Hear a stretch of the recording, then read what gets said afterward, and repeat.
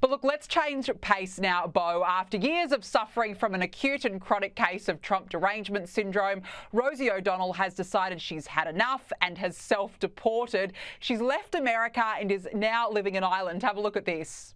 When, it is safe for all citizens to have equal rights there in America, that's when we will consider coming back. And hours later, Donald Trump then roasted Rosie once again, this time from the Oval Office during a press conference with the Irish Prime Minister. Ireland is known for very happy, fun-loving people, great attitude, many in this room right now that I've met. Why in the world would you let Rosie O'Donnell move to Ireland? I think she's going to lower your happiness level. That's true. Thank you. I like that question. Mr. Prime Minister, are you expecting? Do you know who she is? Yeah. I'm joking. You better off not knowing. Oh, isn't it great? And look, for good measure, Beau, we had to throw in this Trump classic. You've called women you don't like fat pigs, dogs, slobs, and disgusting animals. Your Twitter account... Only Rosie O'Donnell. Beau, somehow I don't think that Trump is sad to see the back of poor old Rosie O. What do you think?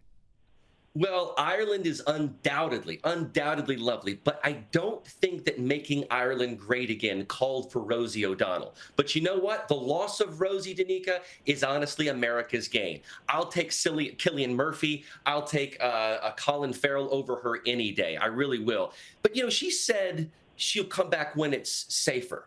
She doesn't feel safe now. Did she feel safe when BLM was rioting in the streets and looting? Did she feel safe when gangs in Chicago were killing people on the daily? Did she feel safe when Tren de Aragua and MS-13 were literally taking over cities? That's what I find so hypocritical and ironic about the situation. And let's take the same-sex marriage issue if she feels that there's unequal rights. Same-sex marriage is actually legal all throughout the United States. Rick Grinnell is the first openly gay cabinet member of the United States. How unsafe could it possibly be? So I find her message to be entirely tone deaf. I find it hypocritical and ironic. And let's just say this. She goes over to Ireland. Do we really think that she could start her career entirely over again and amass the same wealth, the same fortune, the same fame, the same audience that she did in the United States? All of her residuals, all of her royalties have come from the United States. So this message is entirely out of tune, and it's not going to play well. And I'm sorry, those crazy cat lady glasses she was wearing, that just adds insult to injury.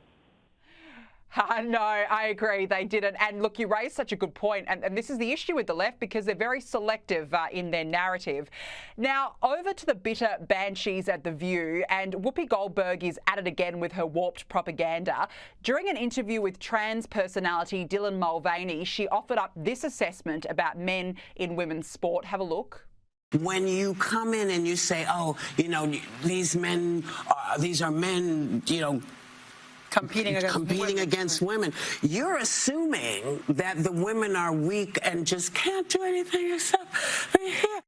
Beau, why are the left so complex? I mean, we're talking about a biological reality here, and yet it's people like Whoopi and Dylan who push this ideological gender narrative.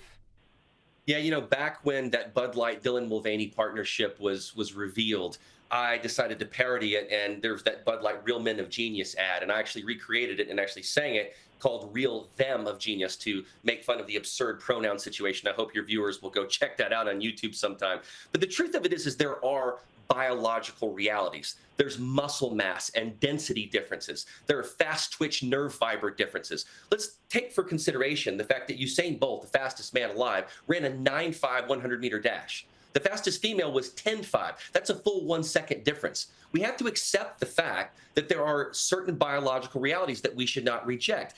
Yeah, you're spot on. Donald Trump has put an end to the gender madness, and it's the left that are really desperate to keep it alive. Beau Davidson, good to catch up. Thanks for joining me as always. Always a pleasure, Danica. Thank you.